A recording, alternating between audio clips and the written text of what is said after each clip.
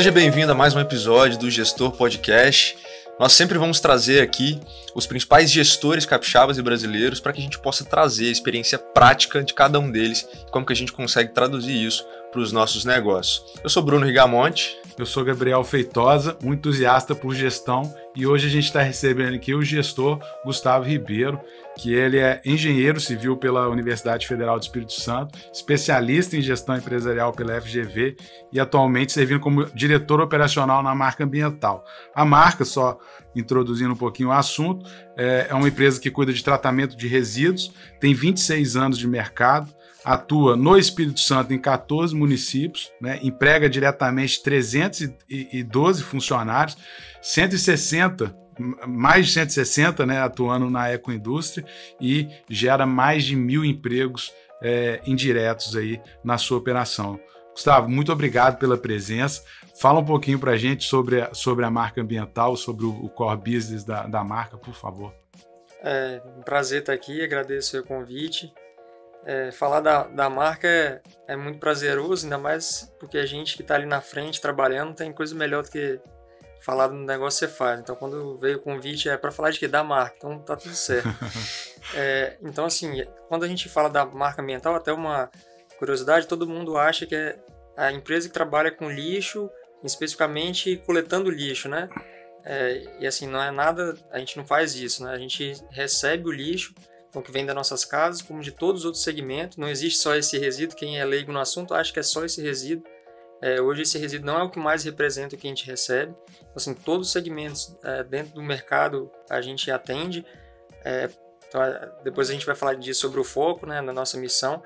Mas aí o que a gente faz lá dentro? Né? A gente recebe esse resíduo, chega até nós, a gente faz, em alguns casos, a coleta e transporte, mas para a empresa privada a gente não faz coleta pública.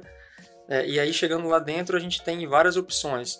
A gente tem as opções de destinação final, que é o contrário da reciclagem, né? Quando você tem um fim para o resíduo, ele não retorna para o mercado, que aí está vinculado ao aterro sanitário, que é a maior parte.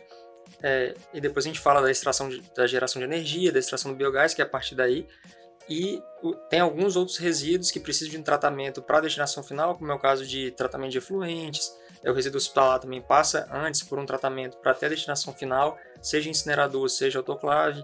O resíduo de construção civil também passa por um tratamento antes de ter no rejeito a sua destinação final. E aí, depois desse pacote todo, nós estamos falando de coleta e transporte do mercado privado, a gente tem tratamento, a destinação final, e a gente tem o beneficiamento, que é a reciclagem, que aí envolve toda a gama aí do parque de ecoindústrias, que são soluções que a gente beneficia o resíduo e retorna para o mercado, aí fechando aquela logística reversa, que começa a geração do resíduo e você termina voltando para o mercado, e esse ciclo vai se renovando.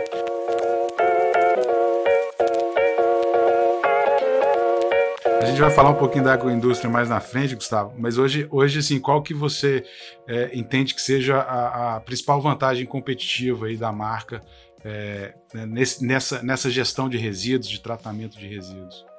Cara, vou falar um diferencial, né? Não vou falar nem a vantagem. O diferencial competitivo nosso, e quando você vai olhando as outras empresas igual a nossa no Brasil, são poucas, você conta nos dedos, não deve ter 3, que apresenta a mesma solução que a gente, né? O nosso diferencial é você chegar no cliente e falar, cara, eu tenho toda a solução para você com qualquer tipo de resíduo.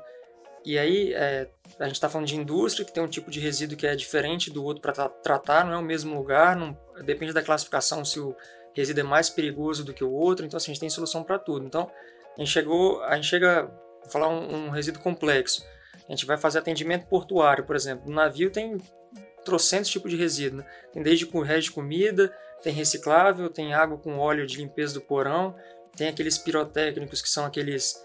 como se fossem aqueles acendedores, sinalizador. Então, a gente tem que chegar ali e falar, cara, eu tenho solução para isso aqui tudo. Até porque lixo pro cara, pra gente é negócio. Pro cara é a pior coisa do mundo. Ele tem 1000 problemas. O que ele quer fazer é o seguinte, cara, só tira esse negócio daqui e resolve. E me dá a certificação. Então, a gente apresenta solução para tudo. Esse é o nosso principal diferencial competitivo, sem sombra de dúvidas. São poucas no mercado que tem isso. A maior parte tem um aterro sanitário e se limita a isso e acabou, entendeu? Você falou, Gustavo, do tratamento de resíduos de navios.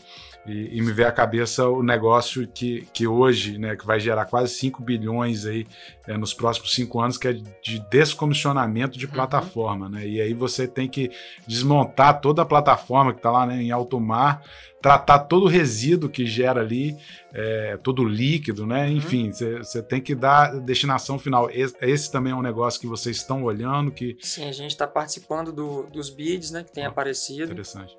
Para concorrer, tem um que a gente está já quase em fase final, o primeiro, para assinatura, enfim, a gente está participando, faz parte do nosso negócio. Como a gente está se propondo a tentar dar solução para tudo, sem sombra de dúvidas, a gente também vai tentar participar desse mercado. Tem, assim, eu vejo, Gustavo, já entrando agora um pouquinho mais nessa linha a gente está querendo sempre trazer aqui um pouquinho das ferramentas de gestão, para que as pessoas também que nos assistem possam, de fato, aplicar elas no dia a dia, né? E eu estava falando com o Bruno, estava conversando com você também, que eu diria assim, que um dos modelos mais completos que eu já vi de acompanhamento, assim, de resultado, de desdobramento de uma visão, de metrificar no detalhe, né, os indicadores operacionais de desempenho, é o da marca ambiental, né? Para mim, eu tenho ele como um case de sucesso. Queria que, se for possível, assim, você explicasse como que vocês partiram da visão, né, para construir um sistema de medição e de acompanhamento de resultados que permita na ponta você entregar todos os desafios aí que a empresa tem aí, né, nessa busca pelo crescimento que ela tem seguido. Essa é uma história que tem que recapitular, porque tem uns motivos para a gente ter chegado nisso, né? A gente passou, na época, a gente tinha missão, visão e valores como cartilha, né? Toda vez que tinha auditoria, você repetia aquele mantra, né? Tinha que estudar. Eu pegava antes para decorar, botava até o auditor na frente, aqui na perna, e ficava, cara, é isso, isso e isso. Era assim, era só para ter um papel para dizer que tem, né? A gente nunca conseguia, na época, transformar isso, linkando com o que a gente faz, linkando com os funcionários, linkando com o cliente, com um planejamento mesmo. E a necessidade, com o tempo, de desorganização, que a gente precisava melhorar, a gente passou por diversos desses planejamentos estratégicos e galera desmotivada, porque cansa, né? Você faz outro, consultoria ali, consultoria aqui, mas chegou uma hora, cara, tem que fazer, é agora ou é agora. E aí, quando a gente construiu o planejamento estratégico, isso foi a nossa preocupação. A gente tem que... O que está na nossa cabeça mesmo, não é fala bonita, o que a gente quer ser, para onde que a gente quer ir, e isso não tem que estar decorado, é um negócio que, se vier de dentro, pode qualquer um perguntar e a gente vai conseguir explicar para os funcionários o porquê daquilo e para onde a gente quer ir, e com certeza eles vão abraçar. Então, ficou uma coisa muito simples. Só para vocês terem noção, por exemplo, a missão nossa, é o que eu acabei de falar para vocês, é oferecer solução completa para o resíduo, e a nossa visão é ser melhor e mais completa. Aí tem a datinha ali, uma data que a gente colocou até por ter prazo. Melhor e mais completa central de tratamento do Brasil até 2023. Ou seja, é uma coisa que se conecta muito na outra, que é oferecer solução completa, e o outro é ser melhor e mais completa. Então, em cima disso daí, a gente falou, cara, agora a gente tem que, para fazer sentido e não ser só, de novo, uma cartilha, mesmo que não decorada, a gente tem que linkar alguma coisa com a nossa ferramenta de gestão. Então, a gente tem que procurar a ferramenta para linkar esses nomes e fazer sentido no dia a dia. A gente quer ser a nossa visão é ser melhor e mais completa. Como que a gente pode desdobrar isso? Então, a gente criou, aí junto com, não tem como negar aí e deixar de falar, a EMEG foi assim, fundamental nesse processo, em parceria com a gente. A gente criou várias metodologias para acompanhar isso, né? E aí, o primeiro dela era desdobrar o que é ser melhor e mais completa, né? Então aí que a gente colocou melhor, se era melhor e sustentável, trocando aí completo para sustentável. Como é que a gente vai linkar isso? Então a gente criou para cada área como se fosse um mapa mental ou iniciativas que cada área tinha que colocar. Se é melhor no meu setor, é ser o quê? É entregar produtividade de tanto, entregar satisfação de tanto, o comercial faturar tanto, a manutenção de disponibilidade física de máquina tanto, enfim, aí ir desdobrando. Os 3 eixos são melhor melhor e sustentável, né? O completo a gente só trocou assim no dia a dia ali dentro para ser melhor e sustentável. Aí no eixo sustentável tinha outros também. Aí a gente montou essa matriz como se fosse uma matriz de entrega, né, de iniciativas. E junto disso, uma coisa que a gente sofria muito era o orçamento, e a gente precisava do orçamento, que como é que a gente fazia, né? Antes de chegarem, a gente fazia um orçamento meio que repetindo a série histórica, né? Então, cara, nós temos que um dia romper isso e fazer um orçamento base zero. Então, fizemos um orçamento, construímos, assim, uma conta atrás de conta. Era caneta, era papel, era coisa de escritório que representava nada no orçamento. Então, aí construímos um orçamento para seguir. Colocamos uma cultura lá dentro. Hoje a gente tem uma cultura muito vinculada ao orçamento.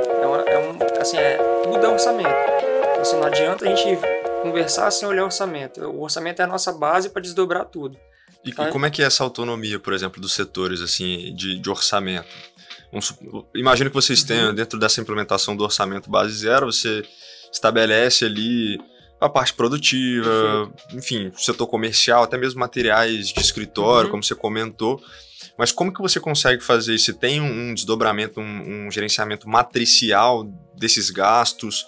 Determinados gestores têm autonomia em cima do orçamento. Caso haja alguma alteração, por exemplo, de preço de insumos e tem que tomar uma decisão de compra, por exemplo, como é que é feito isso e como é que é a autonomia disso? Quais que são os controles, por exemplo, disso? Aí depois eu continuo depois falando de todas as ferramentas, mas respondendo a sua pergunta, Bruno, depende de cada empresa e conceito de cada um que está à frente, né? Esses dias até me perguntaram justamente sobre isso. Cara, mas vocês controlam, o cara você não aprova nada, ou tem que comprar, era para comprar 15 lápis e precisou de 20, mas aí você aprova os outros 5, enfim, cada um segue de um jeito, né? Como é que a gente faz? A gente, inicialmente, no início do ano, a gente constrói o orçamento, no final do ano anterior, a gente constrói o orçamento por área, né? Cada setor vai entregar, eu preciso disso, disso e disso. A gente faz a junção desse pacote todo, até com a previsão de receita, né, do comercial, e embaixo nós vamos chegar num número. É um número que o acionista está esperando ter de resultado. Então, assim, construiu isso. Não está legal? A gente vai seguindo várias revisões, até chegar numa meta nossa final. Aí um setor vai mexendo, o outro mexe, até a gente chegar bater o martelo. Quando a gente bater o martelo, no orçamento, para chegar nesse valor global, ele está destrinchado por equipe, por mês, e em cada, por exemplo, o setor de operação, por exemplo, que tem muita coisa, é o maior comprador, né?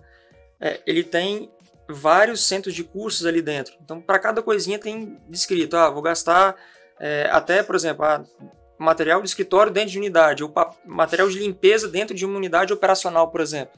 Tá tudo ali, tudo. Desde coisa muito grande a coisa muito pequena. Aí ele tem um pacote dele por mês, assim como todos os setores têm. Aquilo que você falou, mas muita coisa no ano passado a gente sofreu muito com inflação, né? Muita coisa foi reajustada. Então, logística no diesel foi extremamente impactante. Tudo subiu, na verdade. Aí o que acontece? Nós vamos ter um furo ali do orçamento. E assim, o orçamento não é travado, tá, Bruno? Tipo, eu só posso comprar 15. Foi até quando eu comecei falando aqui, eu vou chegar depois nessa conclusão.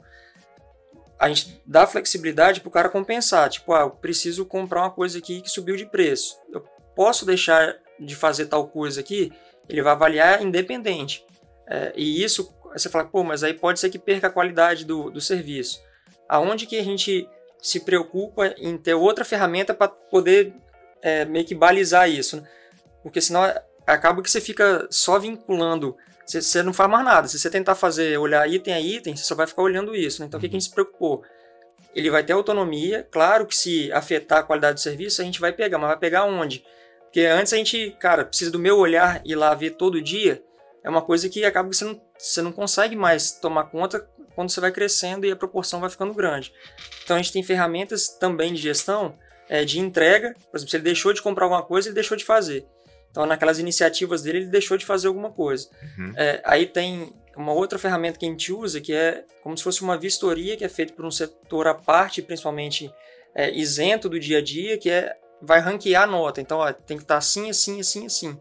Então, vai aparecer ali, se ele fizer, vou gastar pouco, então, para poder aparecer na minha meta lá que eu bati, ela vai aparecer algum furo, vai aparecer aí. E aí, a gente... Agora, vamos supor que aumentou o preço a ponto dele ter que comprar mais e nesse mês ele não consegue sozinho ter aquela autonomia.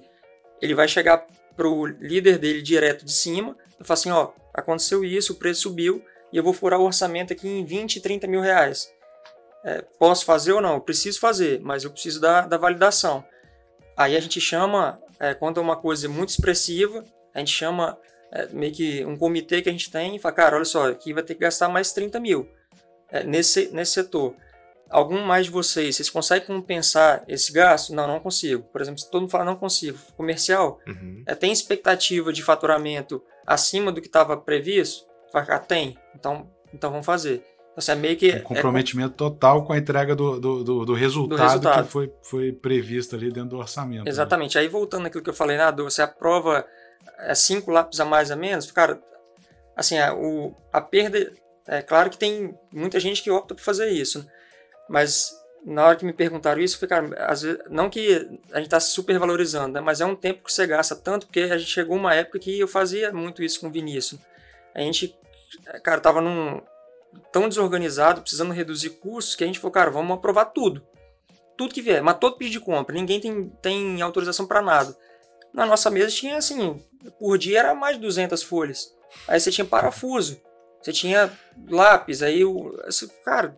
Você não geria, né? Você aprovava. E qual critério que eu tenho para falar assim, esse não, esse sim, esse não, esse sim. Não são 20 parafusos, bota 15 parafusos. Você começa, isso só faz isso, era 4 horas por dia, quase toda tarde, pegando 200 item a item, chama o cara, acaba que você perde foco nas coisas importantes, que você precisa fazer de pensar em crescimento, melhorar o serviço, expansão, melhorar o resultado, e você mergulha nesse mundo, né? E quanto mais você mergulha, você começa, não, por que um lápis? 2? Não, volta, compra um só. Então a gente tentou fazer de uma forma controlada, assim, não é solto, tipo, o cara pode gastar, tem lá, mas com bastante autonomia. Mas claro que se ele, o compromisso, ele tem um compromisso de entrega. Perfeito. E aí todo mês ele vai, no final do mês, a gente tem a reunião no mês seguinte, ele vai lá apresentar setor por setor, furei o orçamento, estou aqui com orçamento tanto, plano de ação, mês seguinte fazer isso, isso e isso. Aí no mês seguinte ele tem que ter compensado, porque ele botou aqui que ele passou tanto, no mês seguinte ele tem que compensar isso.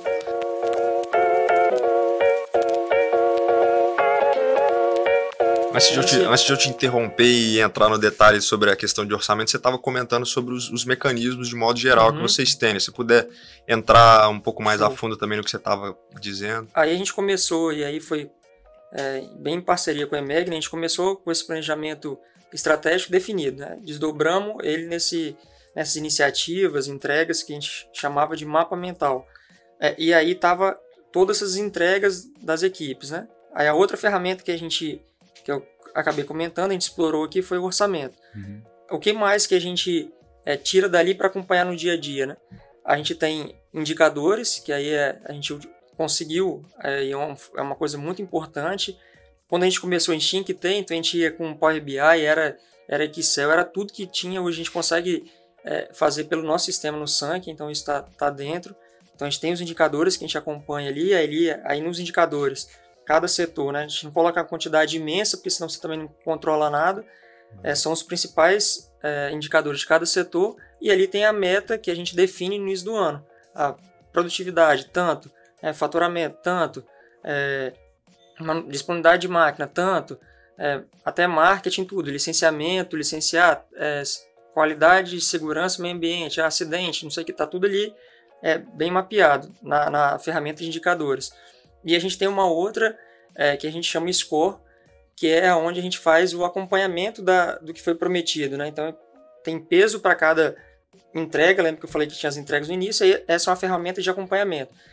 Então aí tem o peso e tem uma notinha no final. O cara ele tem que ter 100%. Quantos por cento que ele está no mês de janeiro? Ele está com 80. Então, cara, você tem que trabalhar porque tá as entregas por mês. Não tá solto assim, eu tenho que fazer tal coisa. No mês tal eu vou fazer isso e isso. Essa questão do score é uma das partes que eu acho assim, sensacional, que eu diria assim, o score, ele o OKR melhorado, porque no OKR você define lá as metas e etc, mas no score teve ali a definição de peso e a definição Exato. De cada resultado, e ao final você tem uma apuração que de certa forma acaba sendo a metodologia do OKR, mas com um percentual de alcance de todos os objetivos, cara. Então assim, é um dos sistemas realmente de controle dos indicadores estratégicos, né, dos principais indicadores, na verdade, não só estratégicos, mas assim, mais fantástico que eu já vi. Então, só, você me permite sintetizar um pouco aqui, Gustavo? Então, cara, é o que você falou, você primeiro tira aquela questão da visão pela visão escrita numa parede qualquer para auditoria, né? Você desdobra isso em um plano estratégico com indicadores muito claros. Você tem o controle por meio de orçamento daqueles resultados, uma coisa alimentando a outra. Os indicadores operacionais e estratégicos também servindo como balizamento do alcance. Como você falou, cara, eu estou estourando o orçamento, estou gastando mais combustível. Eu estou gastando mais combustível porque eu estou entregando, eu estou faturando mais. Perfeito. Então, você quase que ter uma visão sistêmica de toda a performance ali da empresa, né, e isso balizar esse processo decisório. Esse era o nosso objetivo, né? Igual quando o Bruno perguntou aqui como que a gente faz esse controle, a gente queria, claro que a gente precisa de ter o controle, mas a gente queria ter o controle de uma forma que a gente tivesse visão sistêmica, para não ficar esse controle e aquele controle por si só ali olhando para coisa pequena, né? Sim. E desse jeito a gente consegue ter essa dimensão. Antes a gente não sabia porque gastava mais. Hoje a gente consegue, tá? Cara, por que a gente gastou um pouco mais? Por conta do faturamento que aumentou e a demanda do cliente aqui aumentou mais, né? Então hoje a gente tem essa visão sistêmica e fica mais assertiva a decisão. Aí voltando no score, só para contextualizar, como a gente tem o foco, e eu falei aqui muito no orçamento, nesses objetivos tem lá a palavra orçamento, e aí logicamente o peso do orçamento nesse score é altíssimo, é o maior. Tanto que a maior preocupação, assim, claro que os gestores têm que estar preocupados em entregar tudo, mas tem peso ali que 2%, 3%, orçamento e qualidade de serviço são os que jogam aí para 80%, 85%. E aí aqueles pequenininhos, você vê como que tá sempre muito atrelado a isso, né? No final do ano, quando você olha, as coisas que não forem entregues é justamente que pesa pouco, porque a avaliação dele é em cima do acompanhamento dessa nota, né? Aí a gente tem mais uma ferramenta que é a análise de desempenho, né? Que é uma avaliação que a gente faz no final do ano, para a gente fazer, depois a gente pode entrar nisso, a gente começou um trabalho de meritocracia, que aí a gente usa quais ferramentas para isso de todas essas que eu falei, né? O score e análise de desempenho, que você faz um feedback com o gestor, né? A gente não faz 360, a gente faz 90 graus. Claro que é importante ampliar isso mais. E aí, o que é o balizador central que eu falei? O orçamento. O orçamento é o balizador. Então, batemos o orçamento, então nós vamos conversar para pensar na meritocracia. Não bater o orçamento, nem adianta conversar, pode ter entregado tudo, as outras coisas, está com nota boa nos outros itens, mas o orçamento, se não tiver batido, nem abre conversa para isso. Batemos o orçamento, aí você vai pegar o score.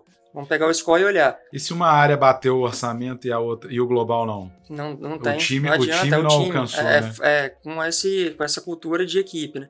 Para um ajudar o outro, né? Perfeito. Não adianta só eu chegar e falar, cara, vamos embora, é o resultado da marca como um todo, né? Das equipes. Aí a gente pega o score, a nota dele está ali, tem análise de desempenho que também vai gerar uma nota, e em cima disso que a gente faz a bonificação para os funcionários. Então, ou seja, tá tudo ali bem mapeado para a gente conseguir dar o retorno. Não tenha dúvida, você fala, cara, esse é muito recente, tá? O trabalho de meritocracia. Deve ter 2 anos, no máximo, a gente está no 2º ano. Cara, quando você faz isso, o senso de pertencimento do funcionário aumenta, assim, absurdamente. A cabeça de dono que você luta tanto para ter, né? Que você fala, cara, pô, você tem que ser organizado, ter cuidado, ter zelo, igual você tem na sua casa. Mas quando você faz isso, de fato, é a coisa mais assertiva que você possa fazer para você conseguir aquilo. O resultado melhora, a entrega melhora, o trabalho melhora, porque ele sabe que no final do ano, se a gente conseguir, ele vai ser bonificado. E como o senso de equipe que vocês falaram, se um não bater, ele tá preocupado com o outro ali. Cara, exato. pô, tô com um problema. Aí o cara já fica, deixa eu te ajudar, o que que é? Vai afetar o resultado? Sim. Cara, vai afetar o resultado. Então vamos sentar junto. Esse senso de equipe é fantástico para isso. Só para contextualizar um pouco aqui, Gabriel comentou, por exemplo, que ele considera que o score é um OKR melhorado. Né? Eu imagino que OKR, né, talvez nosso público não conheça de fato o que é OKR, né? É uma sigla em inglês aí para Objectives and Key Results, né, que seria a tradução para objetivos e resultados-chave. Basicamente é uma estrutura em que você estabelece objetivos, Perfeito. São objetivos globais, desafiadores, e você coloca ali alguns resultados-chave que são a forma de você medir se você está atingindo ou está chegando próximo desse objetivo ou não. Por que você talvez consideraria, como o Gabriel comentou, que o score talvez seja um OKR melhorado? Porque o que a gente consegue fazer no score? Tudo que você falou aí é a mesma coisa que o score. A diferença do score para isso é que você tem um acompanhamento ali, tem um cronograma ali mensal, com os indicadores ali tabelados ali nas linhas, e ali você tem nesses meses as entregas. Aqui eu tenho que mês tal coisa, vai ter a entrega aqui que no mês tal você tem que fazer isso.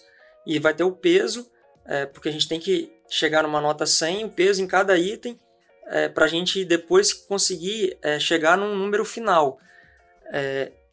Para a gente, o que o score, qual que é a maior coisa que o score entrega para a gente? Quando a gente na época foi conversar até com o Gabriel, a gente falou, cara, a gente precisa de algo, os indicadores ok, ter essas ferramentas, ok. Mas se eu quiser traduzir isso para um número, eu sei que é muito seco, né, frio, você fala, pô, um número, mas infelizmente para você ter um trabalho de meritocracia, você precisa de ter um número. Sim. Por mais que ele seja frio ali mesmo, mas tem que ter um número. E via de regra, se a gente fosse pegar, só para poder trazer um pouco disso, se a gente for pegar na metodologia de OKR, acaba se indicando de não colocar meta por pessoa, né? Perfeito. E é uma dificuldade que muitas vezes quando você acaba não atrelar a remuneração. Não atrelar a remuneração, bonificação em relação a isso, né? Então acho que o que vocês fizeram, na verdade, foi fazer um incremento para traduzir isso para quem está ali na ponta, né? E uma coisa importante, Bruno, do score é o seguinte, quando você tem só o OKR sem o score, o que acontece? Você tem várias entregas ali, indicadores, e o cara está ali com os objetivos, e pode ser que ele tem 10 objetivos, né? 9 ele bateu. 1 ele não bateu. Qual que não bateu? O orçamento, que pra gente é o mais importante. Se você fosse olhar assim, friamente, você fala, cara, o cara 90% do que ele colocou aqui ele entregou. Mas aquele 10% ali, cara, né? Arrebentou com a empresa.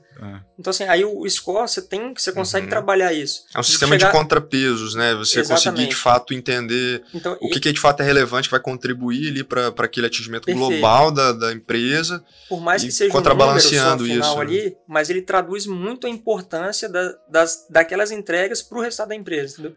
Ele chega a 90, por exemplo, de 100 90, cara, para ele ter conseguido 90, se o orçamento com qualidade é 85%, então traduz fielmente ali a importância daquilo para a empresa. Então, assim, é excelente ferramenta de acompanhamento. O score já chegou em que nível? Assim, você tem o score marca, o score das áreas, o score todos os setores das equipes, e você conseguiu descer até pessoas? Ainda não, a gente está por setor, né? Todos os setores da empresa tem, né? Cada gestor, para construir aquilo, claro que ele senta com as equipes e vão construindo como sugestão, né?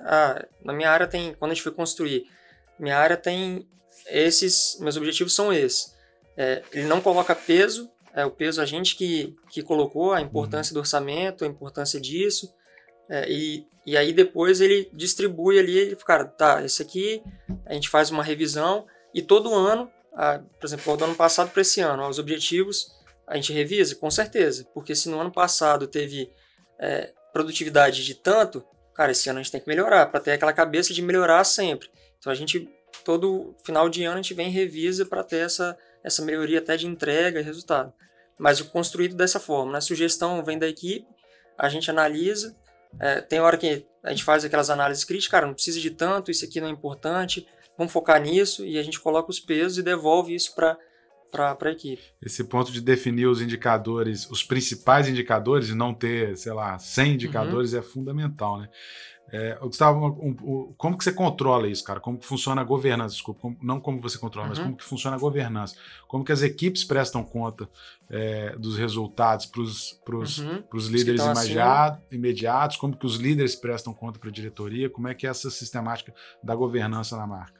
Uma coisa que foi muito boa quando a gente começou a se organizar e aplicar esses modelos de gestão, que a gente fala que não foi fácil não, tá? Tô falando que quando a gente começou, mas começou, demorou assim anos, né?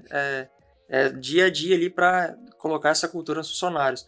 Mas uma coisa que foi muito importante, que a gente começou pelos de cima, né? A gente direto com os gestores. Pelo exemplo.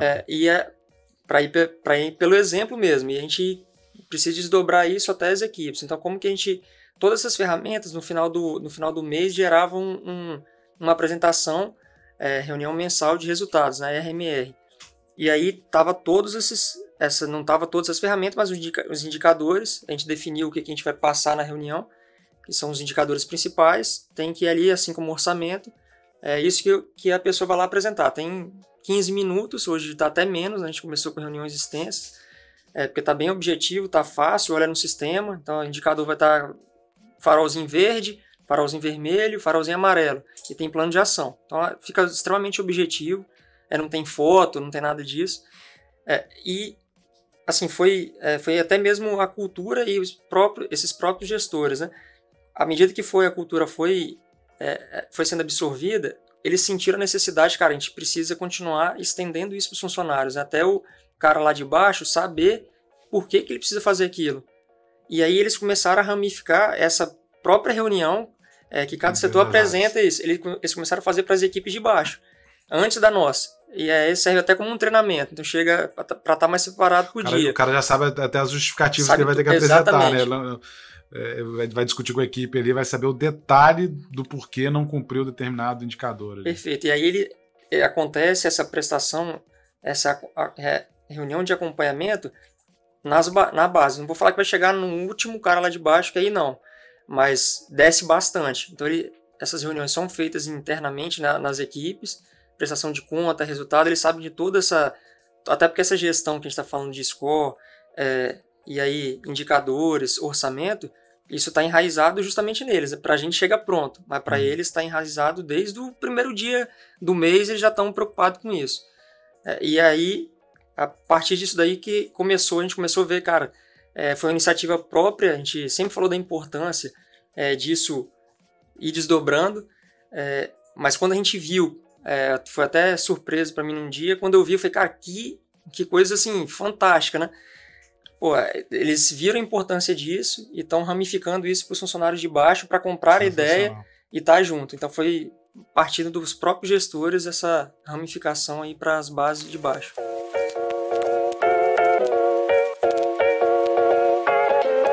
Se você fosse pegar, por exemplo, hoje, conheço a marca, a gente entende, por exemplo, alguns indicadores, por exemplo, de visitação, né? E aí, durante a pandemia, sei que, por exemplo, vocês tinham ali alguns objetivos de trazer algumas pessoas e aí não foi possível de ter visitações no local, né? E aí vocês fizeram, obviamente, um tour virtual, enfim, se adaptaram em relação a isso.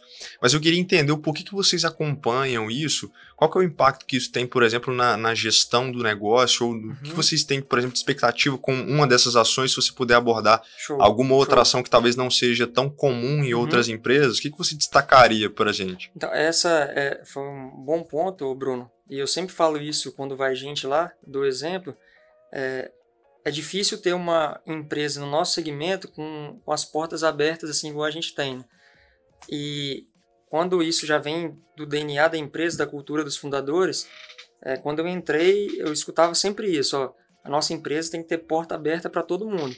Para cliente, para quem quiser visitar, para todo mundo, porque é assim que a gente vai forçar a gente a ser bom. E aí, se a gente abrir as portas para ver que a gente trabalha direito, que a gente é uma empresa séria... Então, eu sempre vou querer isso. Isso partia da cabeça dos fundadores. E aí, com o tempo, a gente falou, cara, vamos tentar entender, igual você falou, né? Por que precisa, por que é importante fazer isso. Assim, se fosse fazer conta, sendo frio agora e impacto, né?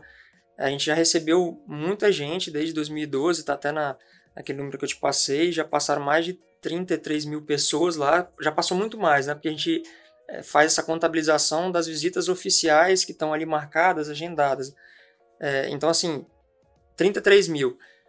O impacto disso, Bruno, é subjetivo, tá? Mas, assim, o impacto que tem, você tá dentro da empresa, você vê a empresa como ela funciona, ela é muito mais forte do que eu pegar uma mídia no jornal e botar ali frio, cara, a marca faz isso, isso e isso. As pessoas que passaram ali, essas 33 mil, e muita criança, muito adolescente e gente em faculdade, né? Basicamente a maior parte desse número. Cara, cara, que não sabia que a marca fazia isso, que empresa boa, empresa diferente, não sabia que, pra mim, só o lixo da minha casa, você jogou no lixo, sumiu, acabou. Então, o que está por trás desse trabalho? É uma forma até de atrair talentos também no final das contas, né? Você está mostrando ali uma empresa com atuação responsável, etc., boas práticas de gestão, e o cara pode até ter um interesse. Então, assim, é um marketing barato, mas ele é muito verdadeiro. Então, assim, a gente... É uma coisa que a gente continua medindo, Bruno, porque é uma coisa muito importante. E aí, olha como é que é legal a questão do... Vocês fizeram perguntas de controle, é um dos nossos indicadores, né?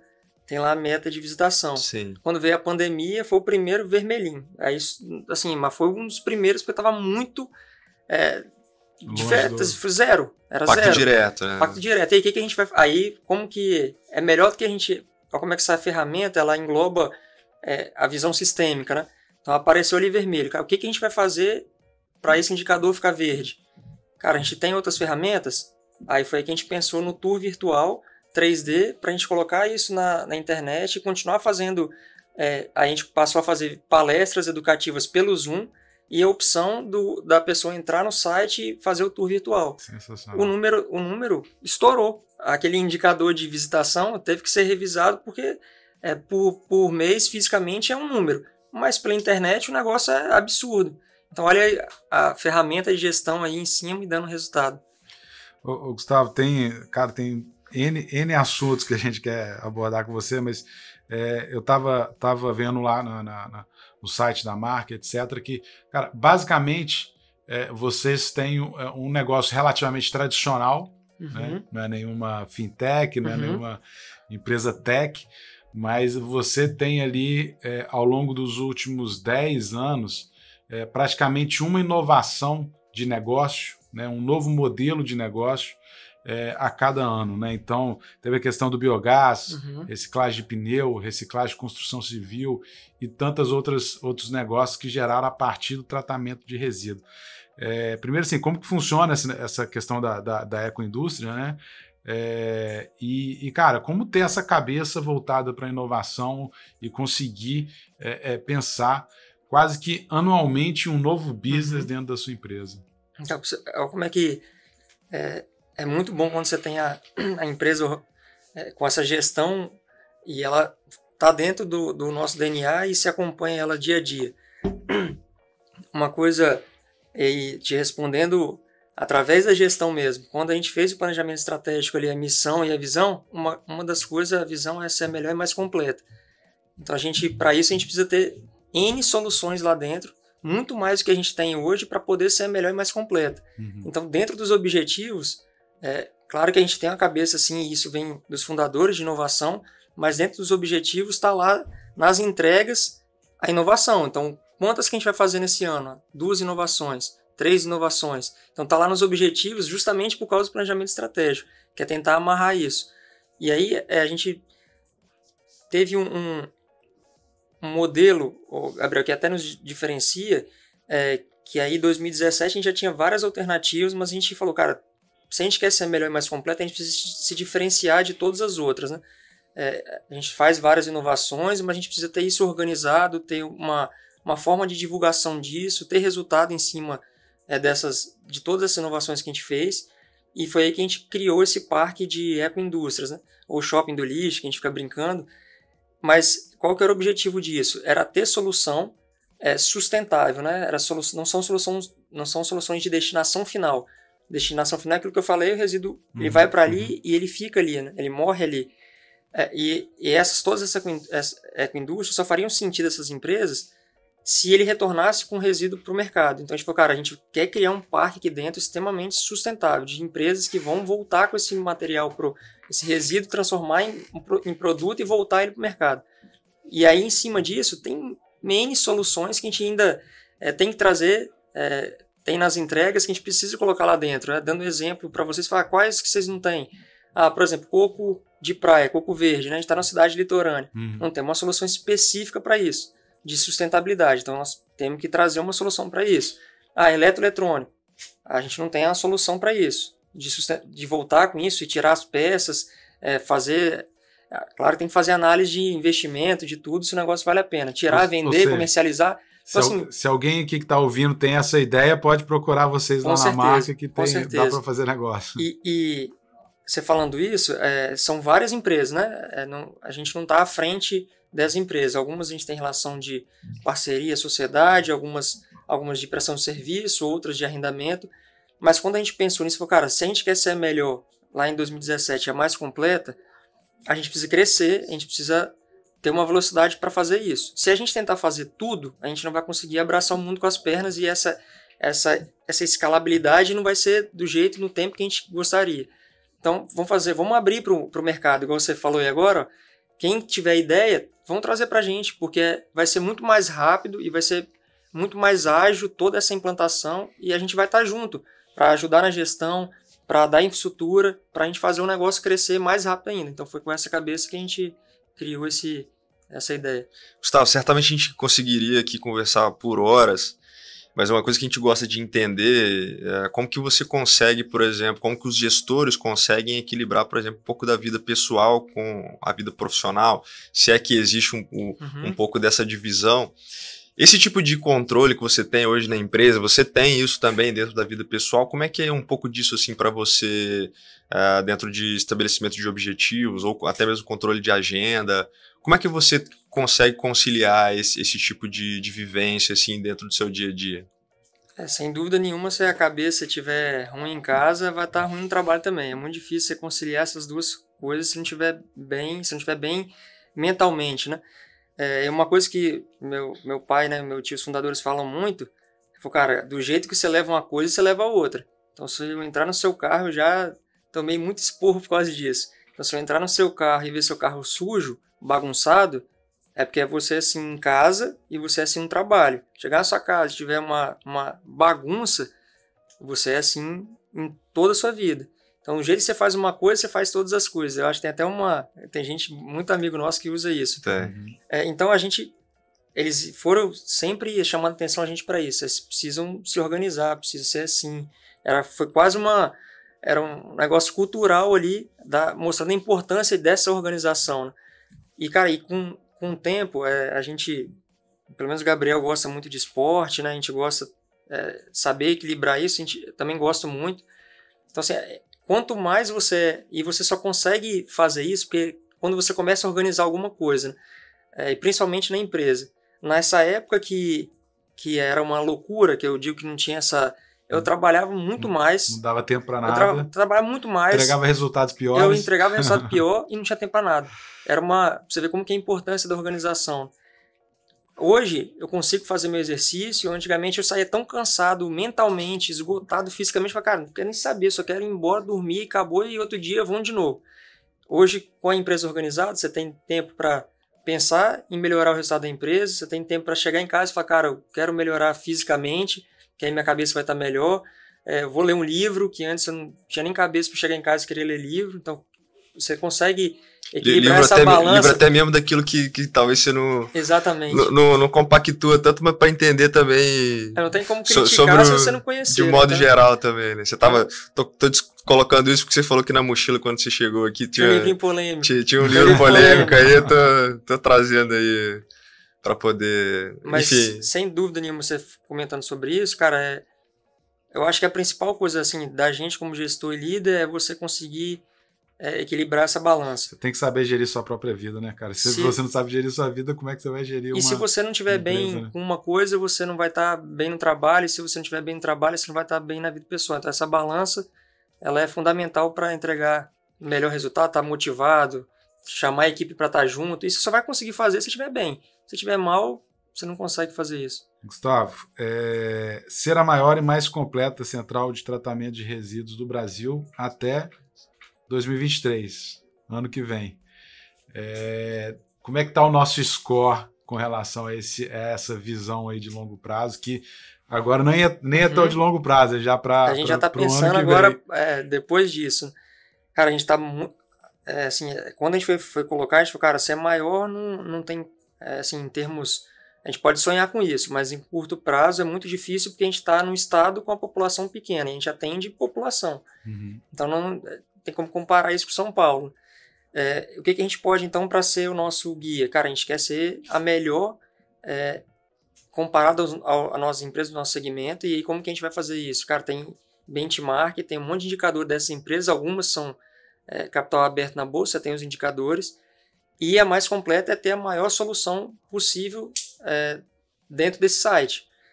Solução para qualquer tipo de resíduo e sustentável. Então, a gente, para ser melhor, a gente conhece as melhores empresas desse segmento. Vou te falar assim, claro que a gente tem muita coisa para melhorar, tá, Gabriel? A gente não está comemorando nada, porque a gente precisa melhorar ano após ano, mas, cara, não tem nenhuma hoje, do jeito que a gente está agora, já em 2022, entregando o que a gente está entregando, as coisas que estão nos objetivos. Cara, vou te falar que a gente está assim, muito próximo desse número 100 para 2023. Muito próximo diante de todo essas comparações que a gente faz. Bom, Gustavo, a gente, enfim, está se encaminhando aqui para o final. Queria te agradecer muito.